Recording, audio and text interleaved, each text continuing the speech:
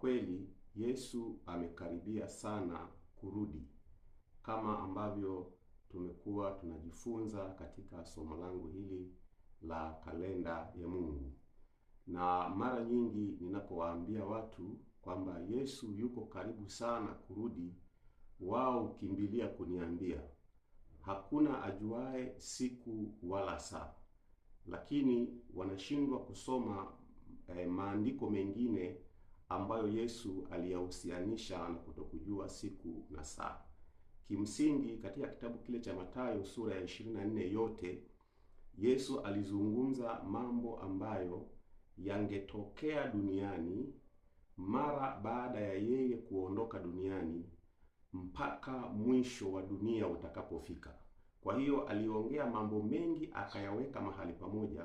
Sasa inahitaji uelewa wa hali ya juu kuweza kuyachambua yale mambo ambayo Yesu aliyazungumza katika kitabu kile cha Mathayo sura ya 24 ili kuweza kugawanya kwamba hili lilitokea lini, hili lilitokea lini, hili litatokea lini na lile litatokea lini. Lakini mara nyingi watu hawafanyi hivyo, isipokuwa wanakimbilia ule mstari mmoja tu anaosema kwamba mstari wa 36 anasema, walakini habari ya siku ile na saa ile hakuna ajuae, hata malaika walioko mbinguni wala mwana, ila Baba peke yake. Ni sawa kabisa, lakini sasa unaposoma mstari huu, je, husomi na mistari mingine ili kwamba uweze kufika mahali pa kuangalia muafaka wa maandiko? Maana kimsingi Biblia lazima ilete muafaka wa kimaandiko.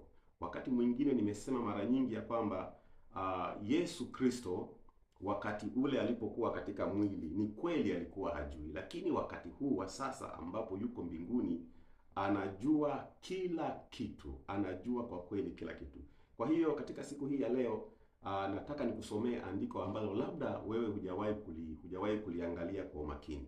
Kwa habari ya kurudi kwa Yesu mara ya pili, ijapokuwa kuna vizazi ambavyo vilikuwa havijui na havikutakiwa kujua kwa sababu ya muda ambao ulikuwa umewekwa katika kalenda ya Mungu. Kwa hiyo kuna vizazi havikutakiwa kujua, lakini kwa kweli sio kizazi chetu sisi. Sisi kizazi chetu tunajua kila kitu, na Yesu aliweka wazi kabisa.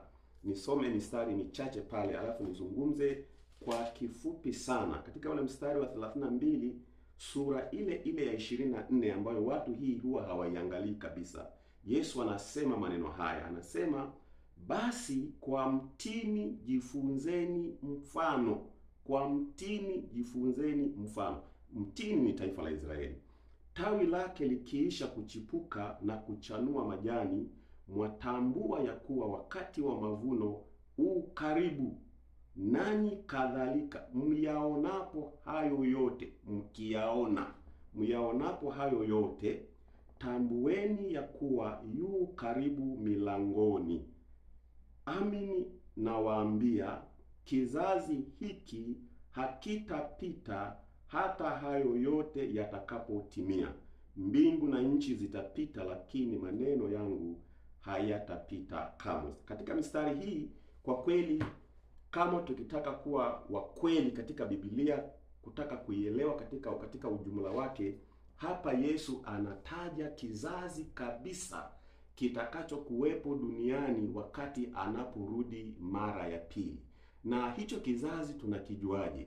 Tunapoona maandiko haya anaposema kwa mtini jifunzeni. Mtini ni taifa la Israeli.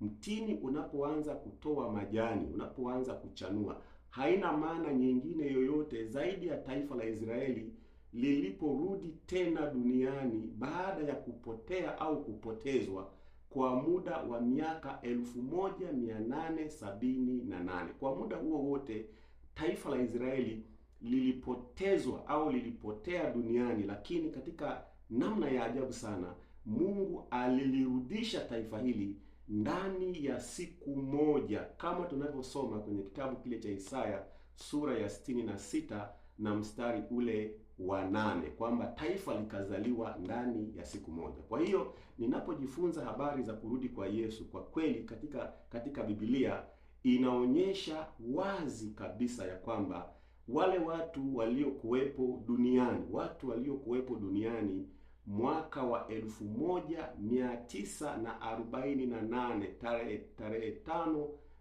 tarehe 14 mwezi wa 5, waliokuwepo duniani, haijalishi kwamba walikuwa na umri gani, hata kama walikuwa ni watoto, watu wale hawatakufa wote kabla Yesu hajarudi mara ya pili hapa duniani.